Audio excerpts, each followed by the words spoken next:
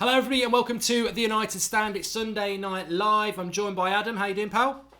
I'm good, mate. Thank you. Good. Lots to talk about. Solskjaer definitely has had a reality check. Lost 2 games in a row. Honeymoon period's over. We'll be talking about April. We're into an international break now. We'll be talking about April and what that means. But first of all, there are some breaking news stories to give you. First of all, Lindelof has pulled out of international duty for Sweden. We suspect this is because his wife's heavily pregnant, although there is talk that he's pulled out because his mate Guidetti didn't get called up. Don't know what that's all about. Beneficial. I'm not bothered. I'm not Swedish. I like Sweden. It's a lovely country. You make brilliant Volvos and Lidl's a great place to shop. But Lindelof having 2 weeks is good. And Martial has pulled out as well, Adam, with a bit of a knee injury. Didn't look great yesterday anyway.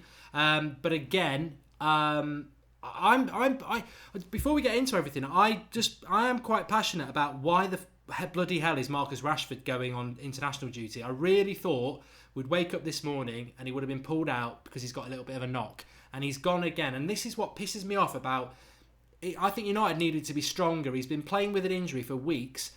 He's been playing crap for weeks, but he's not been injured. He's been there for us in the shirt. So I'm quite defensive of Rashford. I know he was crap yesterday, but he has been playing injured.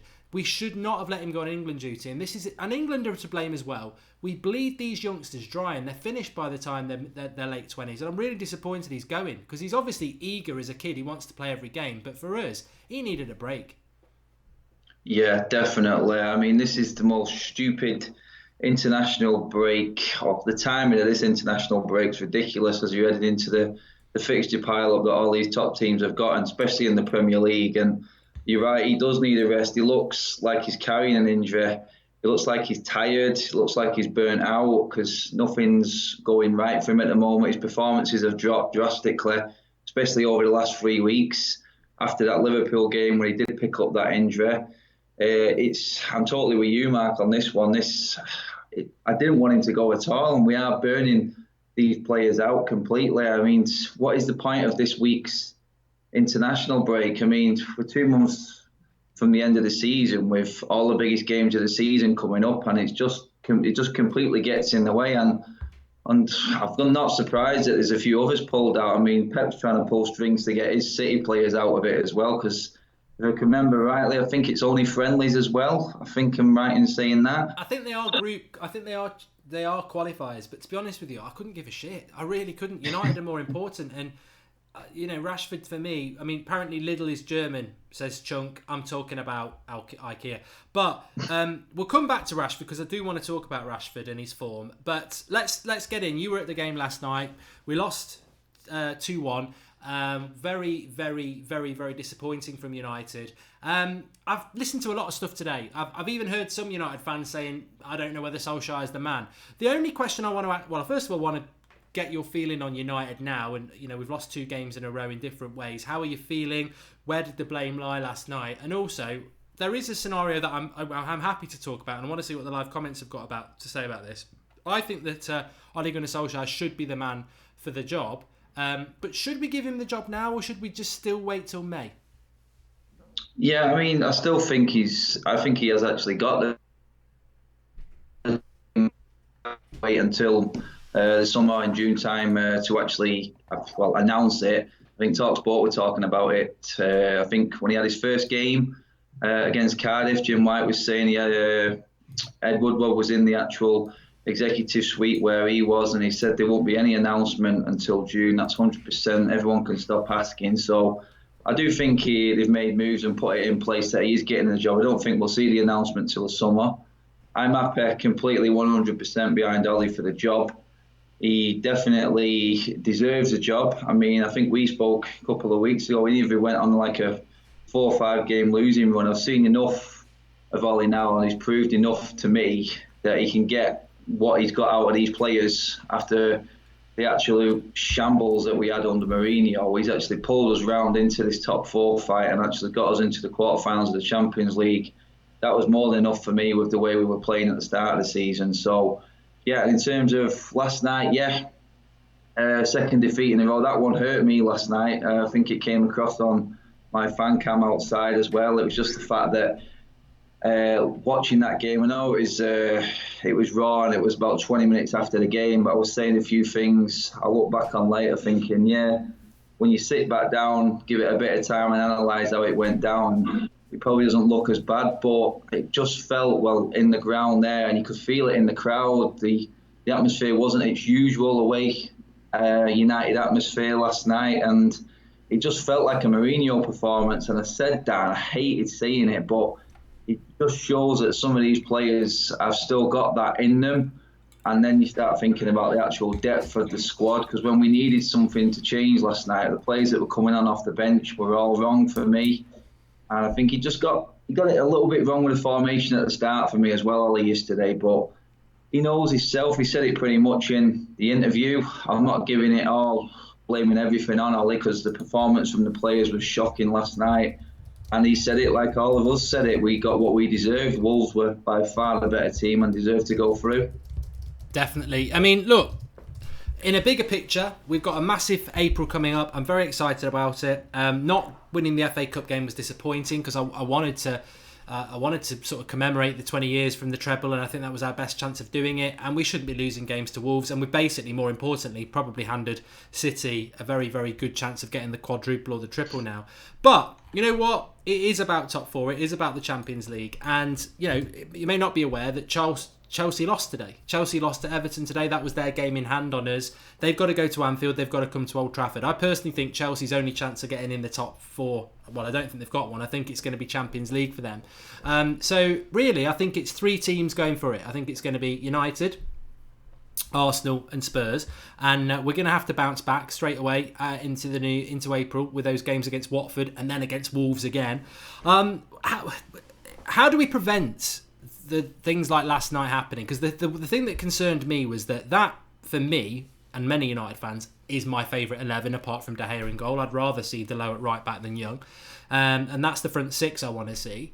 I totally take on board that a lot of those players are coming back from injury and are rusty, but you don't expect 9 or 10 United players to play shit, and they did.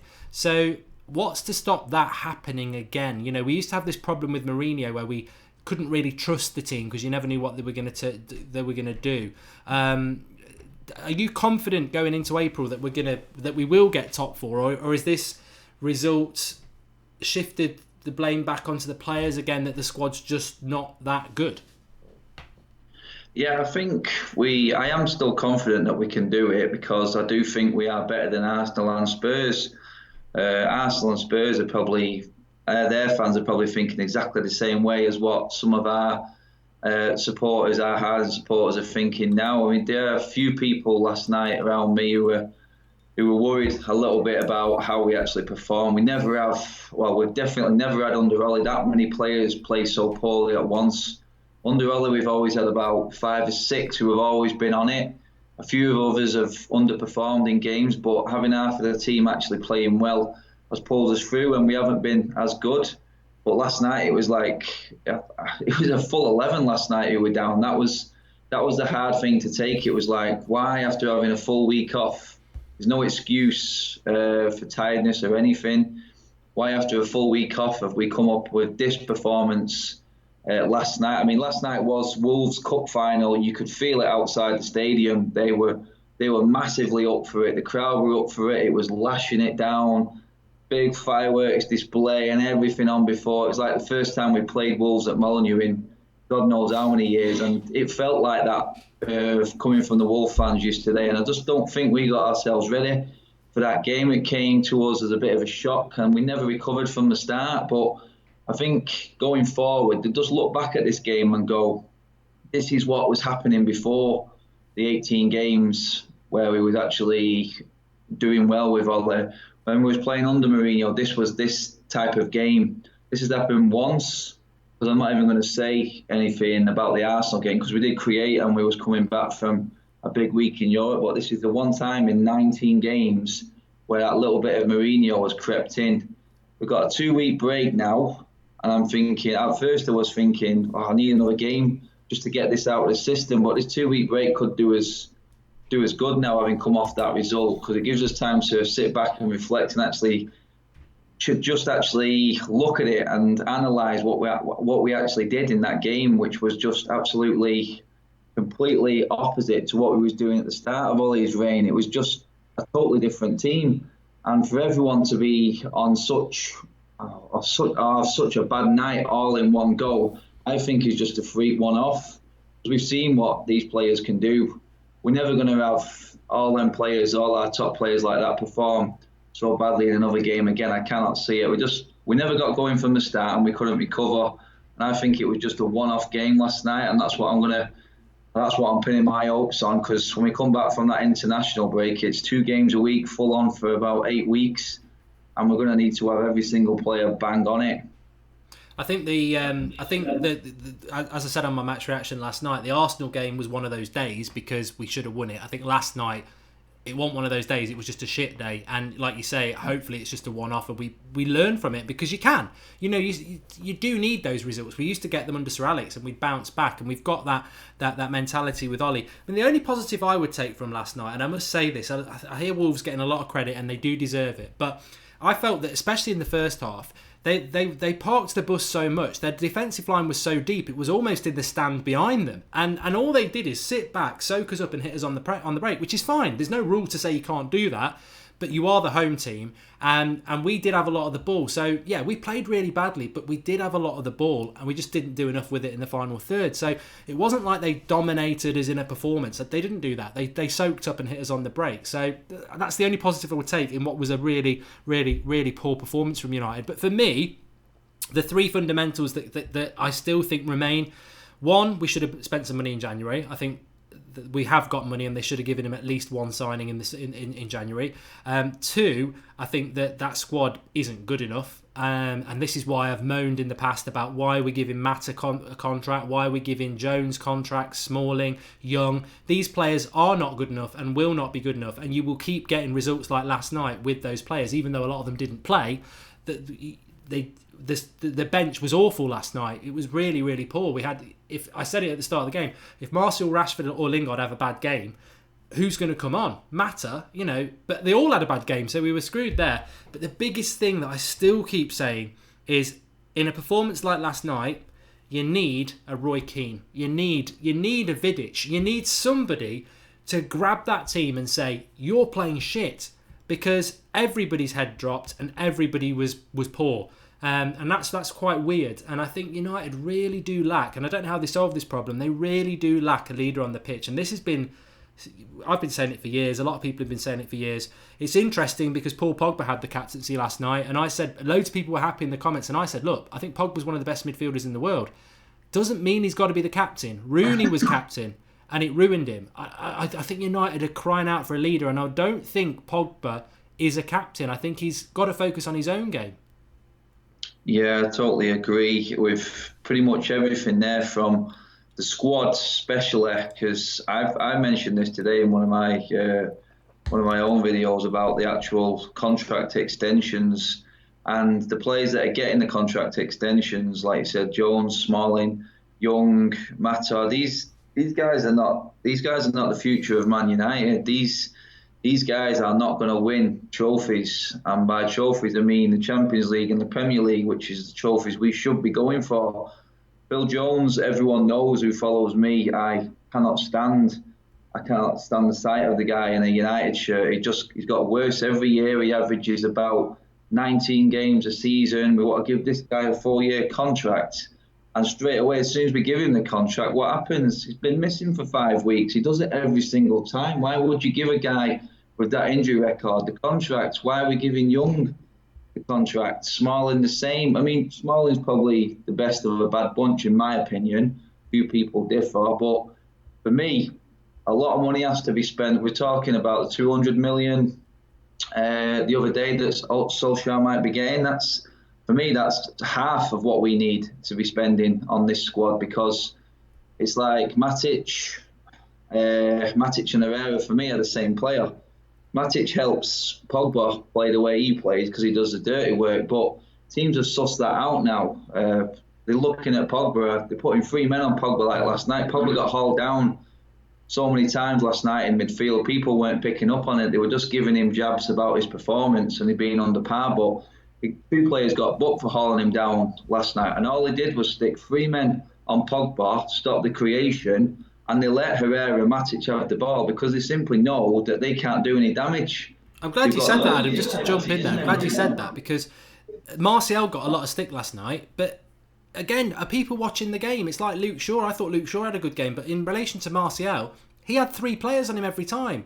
They know the threats, and then people are, they had a bad game. We're so imbalanced. If you swamp Pogba and Martial, we're done. Exactly that. It's exactly that's what all the teams have been doing now. People are saying he's having a poor game. He's off. I mean, Martial didn't look like he was up for the fight last night. His attitude didn't look great. He got hit a few times, and I'm thinking now that injury, and with him playing with an injury, I don't think he's got the same sort of mentality as Rashford, where he'll run through a brick wall for you and just carry on playing, like you said, wanting to play every game. I think Martial's the mentality is a little bit different, but it does look like he has been playing with an injury, because he's been firing on about 2 cylinders since he's come back, Martial. And if he has got an injury, that does sort of make a little bit of sense. But it's like you said, all you have to do with United is look at the creative players, which is Martial and Pogba, like you said, stick 3 men on them, and then isolate them, and then the supply goes for United. There's no creation there at all. It's just starving us. And then, because Matic actually made a couple of runs last night, and then we've seen his shot, and it was it was laughable. He just hasn't got that end product. He doesn't belong up there. He's trying to do things that he shouldn't be doing, because we look desperate, and Pogba's been marked out of the game as well as Martial. I tell you what, Matic yesterday, I mean, I think he's done okay since Ollie's come in, which is surprising because he was such a Mourinho fanboy, but Ollie actually got him playing all right.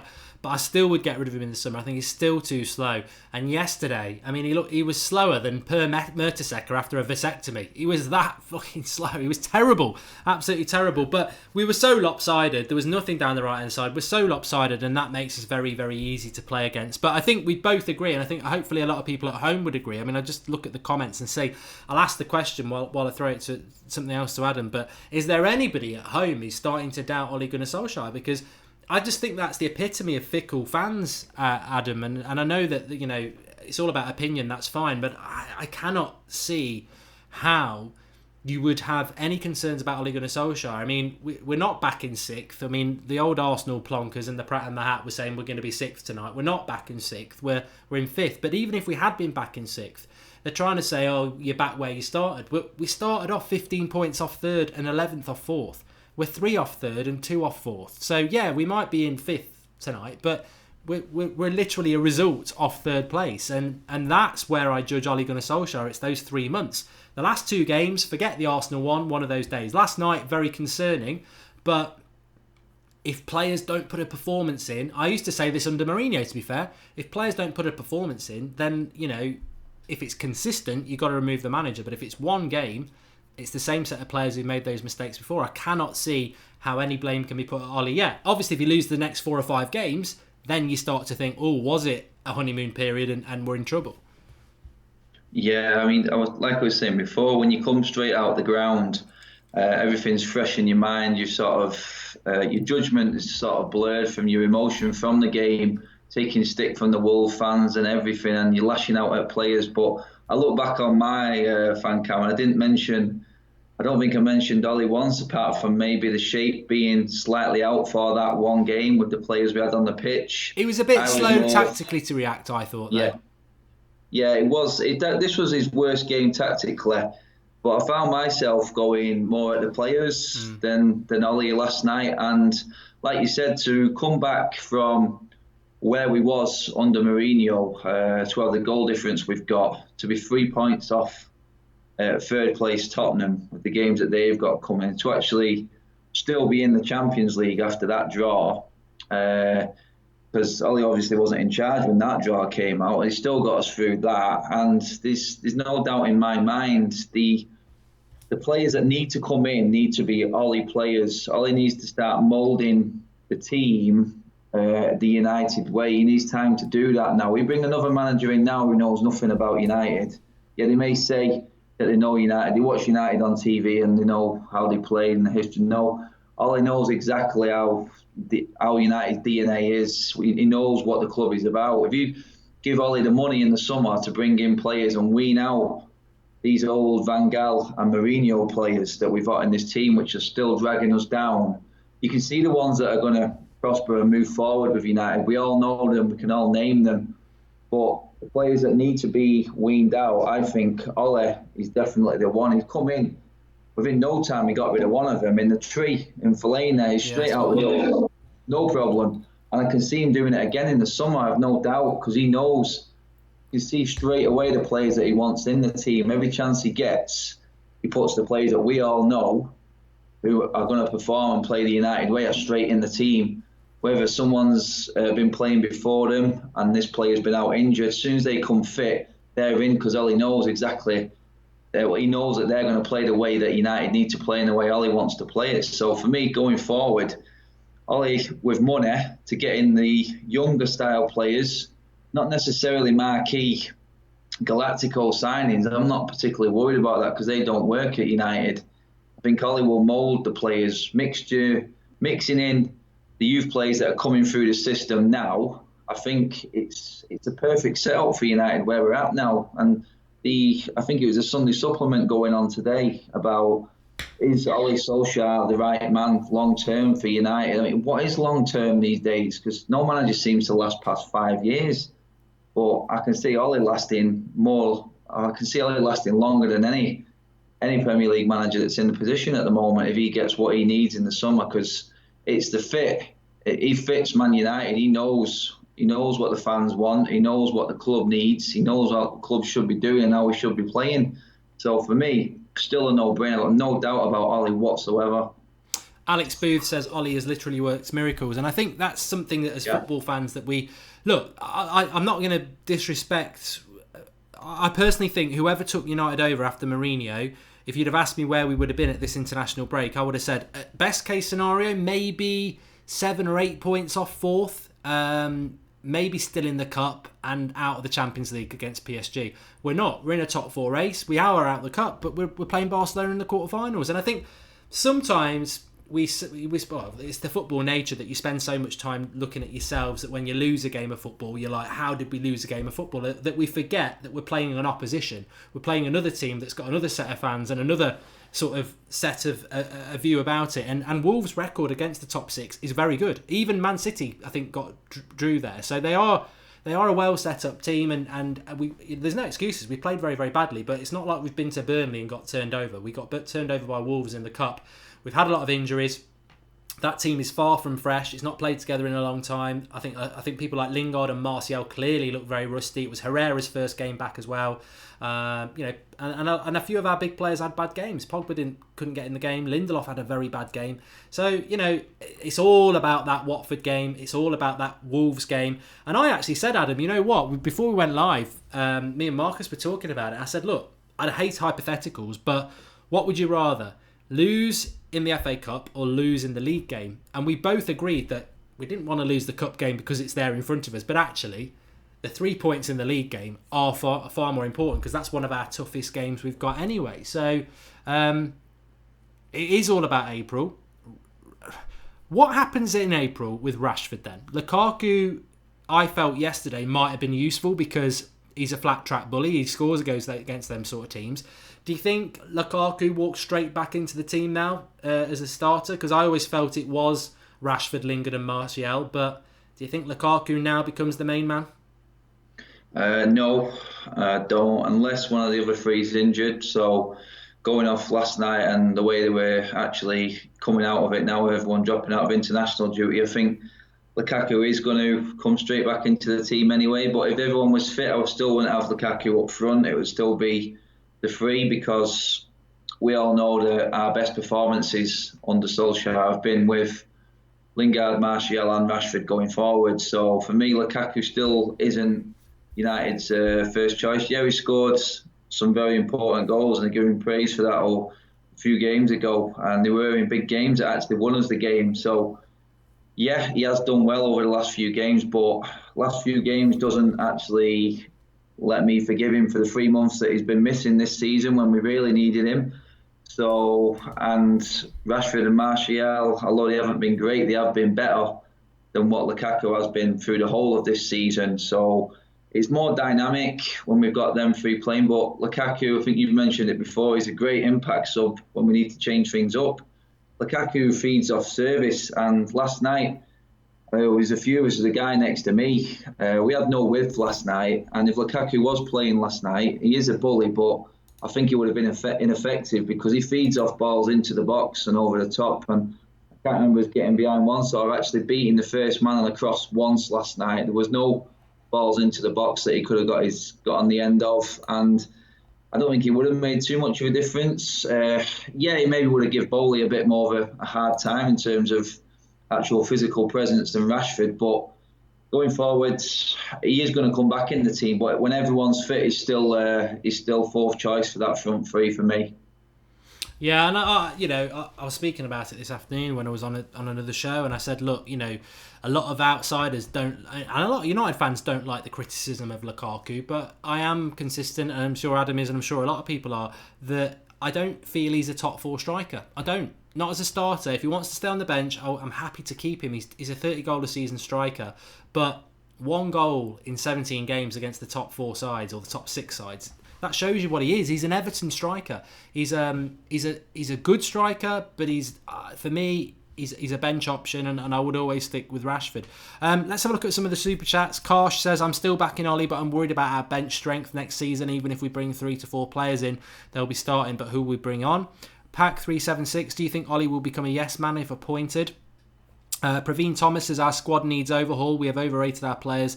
The talent is, but they are not inconsistent and does not have legs to last full 90 minutes with the same intensity. We'll come back to that. It's a very good point from Praveen. We're not getting value from our players. Red Baron says, honestly, does anyone genuinely care about the FA Cup or any of these secondary cups? They offer no incentive or reward long term. Fair point. Philip Burtonwood, only good thing that happened this weekend was Chelsea getting beat today. Not all doom and gloom. Good point as well. Anayuki and Menki says, Richarlison and Ruben Neves would be awesome additions. Chunk says Lidl is German. There we go. And so going back to that though, I mean, that's there's two things I wanted to say as well. When it comes to Ollie, it's not just the turnaround of the points and the way he's got us playing. The Fellaini thing, as Adam mentioned as well, and the Martial long-term contract. Those two things would not have happened, I don't think, under any other manager. I think he's, certainly not under Mourinho if we'd kept him. And also, we must always try and remind ourselves that under Jose Mourinho, our style of football was like last night. It was very slow. It was very lazy. We didn't cover a lot of ground. And under Solskjaer, he wants to be high press, lots of movement to the ball, and that is going to catch up with us every now and again, because to change the way that you play as a football team is very, very hard halfway through a season. Yeah, it's right. I mean, you could look at last night as a blessing as well. It was the lesser of a few different evils in terms of, like you said, which cup competition or which game would you want to lose, the Champions League, Premier League or an FA Cup game.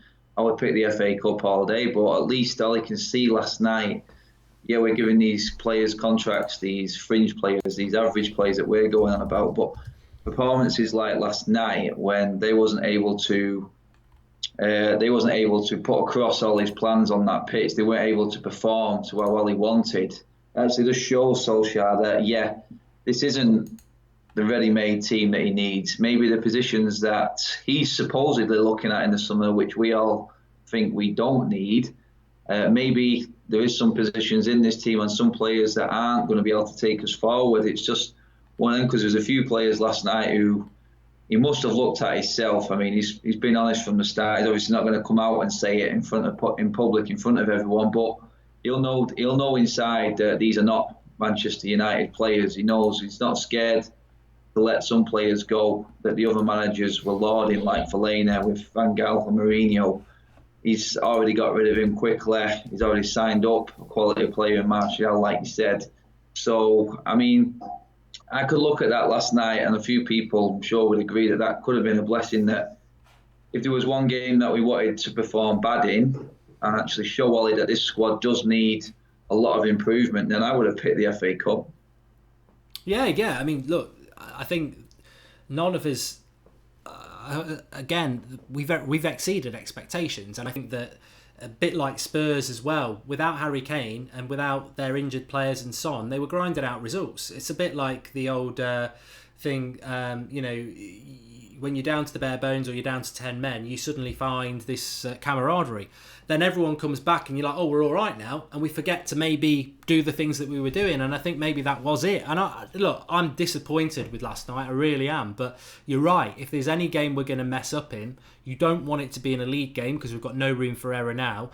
And we don't really want it to be in a Barcelona game because we'd probably get the ties over. So ideally you don't want it to happen at all, but if it's ever going to happen, it's Wolves. And also I think you should always try the positives, and the way Ollie was very honest after it, Adam, he said it's the poorest we've ever played under me. Well, that sort of makes me think, well, if we play poor against Watford and don't win, there's a problem. But if we come back against Watford and play really well and win, then that shows you the sort of manager that we've got, that there's been some self-reflection, there's been some addressing of issues, and it's going to be a very, very interesting April, because we know that Mourinho struggled to get hold of the players. It'd be interesting to see how the players react to this under Ollie, because that's going to be a big indication about our future success and what we're building. Yeah, exactly. You've got to look at the way, like you said, how Ollie came across in that interview yesterday. Actually, he basically just said what we were all thinking. It was our worst performance under Ole. We got what we deserved. If it was Mourinho sat in that press conference, he probably would have defended the way we passed the ball across the back four and controlled the game and felt like we was in control of the game. And then it was a couple of mistakes which any team can make, and that's how we lost the game. But with Ole, he's looking at it from a point of, we should have won that game, never mind it's how we lost it. That was the mentality of Mourinho. We shouldn't have lost the game. When Ollie's going in saying, well, we thought we were going to win the game. We've put this formation and this system in to win the game. And when he's come out straight away and said, no excuses, we didn't perform, it's our worst performance, we got what we deserved, and credit to Wolves and move on. It's as simple as that. And that mentality of Ole going forward that's all I need. The fact that he came out and said that we were absolutely shocking last night, and he wasn't trying to pull the wool over every fan's eyes, he'll get more respect from the fans from that loss last night and that press conference than he will in any victory, because a victory is a victory. We know we should be winning these games with the team that we've got, but for last night and how bad we were, the fact that he came straight out and said that's done. It's enough. He knows for me. That's exactly what I want to hear from the manager. He's not kidding anyone. It is, there's a lot about United that's a breath of fresh air. That honesty, we've seen the positivity, we've seen the honesty. We had a manager who would blame everyone but himself. We had a manager who didn't want to play the football that we want to see at our club. We had a manager who wasn't picking the players we want. There's a lot to be positive about. But what I would say is, look, I'm not deluded. I've not got my head buried in the sand. We've had a very good 3 months under Ollie. We've had a couple of bad results. I've always said this: for him to be a success, he's got to break the mould.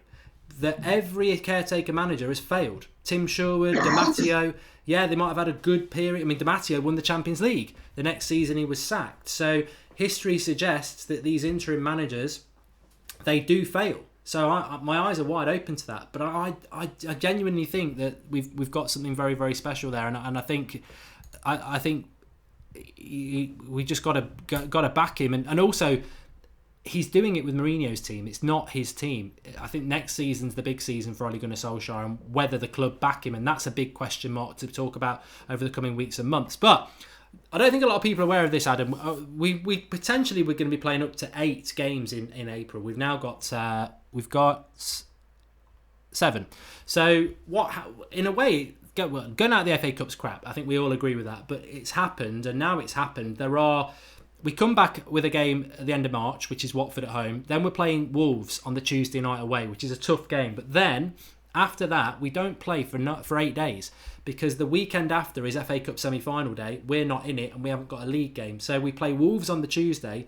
We don't play Barcelona till the following Wednesday. So that, again, is fairly advantageous for us to play 2 high-intensity Premier League games, hopefully get 6 points, and then have a week off preparing for the Barcelona game. Yeah, it does. It works out nicely there. It also gives the players no excuse, especially coming back from international break, where a few of them have dropped out now. I think out of our front line there. There's only Rashford's going there. Obviously, you've got, I don't know if Lukaku's actually going or not. I'm not too sure. But yeah, coming back from the international break, fresh from the intensity of the Premier League, then, like you said, playing on the Saturday and the Tuesday, yeah, that's fine. It should be enough. But then that big break till the Barcelona game, where it'll be a different style game again. It won't be all kick and thrust and blood gusting, butt gusting tackles and everything like that. It'll be another technical game. And then we're moving on to the weekend, then to the next Premier League game. We should be now, the way it's set up for us in April, to actually put some points on the board, because I think the way the fixtures have fallen on Arsenal as well, I think they play last in the next 3 weekends, if I'm not wrong. I think they've got a Monday night football coming up, obviously, against Newcastle. I think they've got a couple of others they actually play after us. And I know Spurs actually play after us as well, because they're at Anfield, I think, on the weekend back. So we've got a definite chance of actually putting some pressure on as well. If we can get them points on the board first on each of these weekends going forward now, then the likes of Arsenal and Tottenham, who are known for having their moments that we all know about coming in, especially in the run-ins, pressure's going to be on them more than it is us. We've just got to take advantage of this little lucky break that we've actually got. Make sure you smash a like on the video, everybody. Cracking Sunday night show as usual. We've had a good comment here from Queen in the North. Martial striker, Rashford left, Herrera CDM, Fred more creativity in the midfield and can interchange with Pogba if he gets marked. We need to switch it up. I wanted to ask you about that, and I don't know what people in the live comments thought, but I didn't really understand what Fred's done wrong again. I thought his first half against Arsenal was poor. His second half against Arsenal was very good. And I'd been saying in the preview that Fred should start this game because it's a cup game, it's a lower priority, and he desperately needs to, we've seen the potential, he needs to play games. Didn't start yesterday, but even worse than that, 3 substitutions, he didn't even get used. McTominay and Pereira coming on ahead of him again. It's a weird situation with Fred. I don't know what the solution is, but back in the cold again. Yeah, I would have played him because I gave him, in terms of the United performances against Arsenal, I thought he was our best player.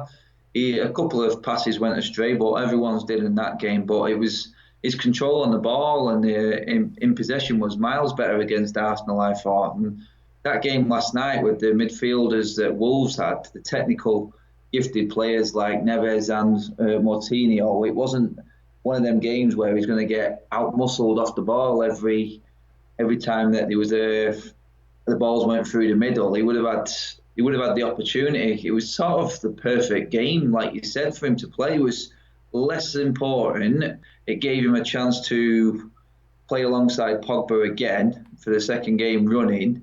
Actually, so that would have been 3 games in a row that he's actually started, and we would have started to have seen what he was actually made of, because I can't remember him starting 3 games in a row, or even 2 unless it was right at the start of the season when we had some bad injury list in the centre mid. But it was ideal, and then for him not to come on, and the likes of Mata, who's not played in God knows how long. I think I actually sat there. I've stood there thinking, is he actually just consolidating here? Has he actually give up on the game? The fact that Fred didn't come on. Because there was no way that was a game for Mata last night. It was too quick. He would have never been able to get in the pace of that game from coming off the bench. Pereira, slightly understand a little bit, because like you said, he does have a shot, and he's probably one of the only players that had a shot for us in that last night. But then McTominay, it was like, when McTominay came on, I thought, well, yeah, there goes the game. I can't see how McTominay's going to get us back into the game. It's not a substitution, you would have thought, but Fred is a weird one. I 100% would have played him last night, especially over Matic. It would have made the difference for us last night, because Herrera could have done that holding role on his own, not a problem.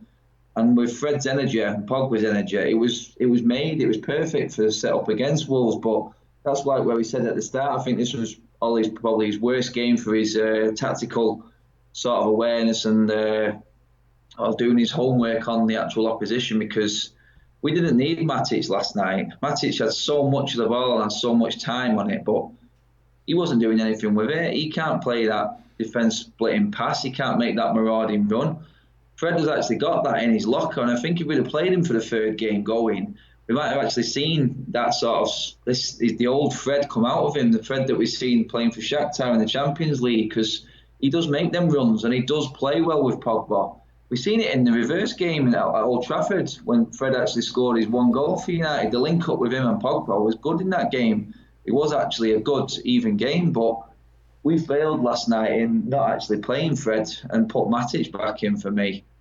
Yeah, I agree. Funny you mentioned that. I was going to say that the Wolves game under Mourinho, Fred played really, really well, and so it would have been the perfect midfield to play against, because you're not going to get the sort of players. I don't get it. I mean, Philip Burtonwood says, "What's going on with Fred in your opinion?" And I think he's just not fancied. I don't think they fancy him. I don't know what goes on the training pitch, but I felt that the second half against Arsenal, he deserved to start, and to not start was a surprise, but to not be brought on again, you think he's way down the pecking order again, and I don't know why. Don't know. Maybe he's spitting in Ollie's tea or something. I don't know. Something's going on. Anyway, I want to play this game with everybody now. It's in the live comments. You can get in there, and I'll give you a head start. Basically, want to get your prediction where we're going to finish in the league, where we're going to finish in the Champions League. We do this a few times during the season. It's always very difficult to do it in like September and November time. But I think going into we do it on the international breaks basically. So international break, Adam. Not many games left. What's your putting your neck on the line, what are you going to predict for United from the remaining two sort of competitions that we're in, I suppose? We're going to finish third in the Premier League. I think Arsenal and Tottenham will struggle with the fixtures that they've got coming up. Champions League, I think Barcelona's probably going to be one step too far for us in terms of they're just too settled and we're just not 100% there yet. It will be close, and I think we will give them a good run for the money. But I think we will... I want a big United up, and I do think we can beat Barcelona, but if I'm being realistic, and if you would have offered me third place in the league and quarterfinals of the Champions League, I would have snatched your hands off that 3 months ago. 100%. I remember saying this under Mourinho at the start of last season when we got knocked out by Sevilla, and everyone was like, what's the expectations for the season? And it was like, top 4, quarterfinal, that's what we should be expecting. So I think for this season, we've exceeded it. Getting quarterfinals, playing against PSG, we've exceeded in the Champions League. Fourth in a semi, says Jack Faramond. It sounds like something sinister, that. Fourth in the league, 5 and knocked out by Barcelona, says Tanvir. Obviously not having a great Sunday. But a lot of people are saying, Harry Waters says fourth in the league and second in the Champions League. Well, runners up, I suppose. But a lot of positivity, which is good to see. Johnny Sounds says sixth. Ruben says fifth. Be realistic, please, says Nicholas B. A lot of people saying third. Eric says Eric Muscat says third. Fourth and a quarterfinal, says Nabil. Look, at the end, if we fast forward to May and we finish fourth and we get to the quarterfinals of the Champions League, I'd say that is a stunning job by Solskjaer. But when you live in it, I would say that if we get knocked out by Barcelona, I think we'll come third, because I think Arsenal, Chelsea will go have harder games in the Europa League that will impact on them, and I think it will be advantageous for us to be out of the Champions League after the quarterfinals. But I think fourth in the semi-finals. I think we'll get through Barcelona, and I suppose the only thing is, Adam, if we get through Barcelona, we're probably going to play Liverpool, and then that's going to be such a massive game. You'd worry about the league games around it, and it's always a sad thing you have to do when you've not got a big squad. And I think Liverpool will have the same problem with the league. It's like, if we get through Barca and we play Liverpool in the semi-final, that's one of the biggest games between us in decades. It's a huge game. You can't just go, sorry, we're focused on top 4, and Liverpool can't go, sorry, we're focused on winning the league. That suddenly becomes such a big game emotionally, and obviously the effort that you've got to put in, that I would fear for the league games around that. So I suppose in some ways I think getting knocked out by Barcelona probably gives us a better chance of finishing the top 4, but we'd almost have to try and win the Champions League, I think. Yeah, well, if you actually look at that, if we beat Barcelona going to the semi-finals, and I'm looking, and then the fixtures in the Premier League around that semi-final sort of time, if you look at the games we've got, they're actually going to be around City and Chelsea, if I'm not wrong, and they're both still going to be, I'm confident, in European competitions also. So we do go through Barcelona. The games we've actually got against a couple of teams around that time that might work out well. That are also still going to be in Europe, because I think City will beat Spurs, no problem. I think Chelsea should go through their game, even though they do look poor. But I think after today, I think their eggs are firmly in the Europa League basket to try and get in the Champions League now. So Chelsea game mixed in with a couple of Champions League games, I think both teams will be on a level playing field, pretty much like it was against Arsenal last week. And City is now a midweek game also, so if we're coming up against City, they're definitely going to be in the same boat, because they've got more games than we've got, with them being in the semi-final of the FA Cup also. So it might not work out too bad, because after Chelsea, I think is it Huddersfield and Cardiff, whose seasons are going to be pretty much over anyway, I think, by the time we play them. I think those games are the ones that would be around the Champions League semi-final, actually. I think I was just looking at it there, because we play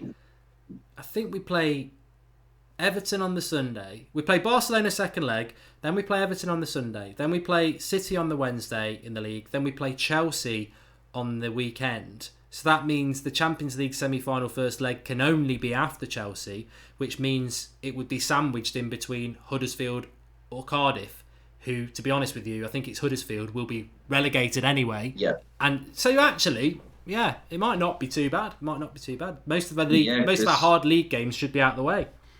Yeah, because like I said, Chelsea and City will still be thinking the same things. They'll still be going for their Europeans, because Pep wants that Champions League. Don't care what he says or what the City fans say about we want the league. Pep wants the Champions League. And obviously Chelsea need the Europa League, because they ain't going to get in that top four. They look an absolute mess in the Premier League. I think they drew at home last with Wolves, didn't they, and then lost to Everton. So yeah, I think they're going to have to start pushing that Europa League. So them two matches at the depth of April are going to be very similar, evenly matched. And then, like you said, come across Cardiff and Huddersfield. I think the bottom three is going to be settled probably 3 weeks before the season actually finishes. So that could still play into our favour as well.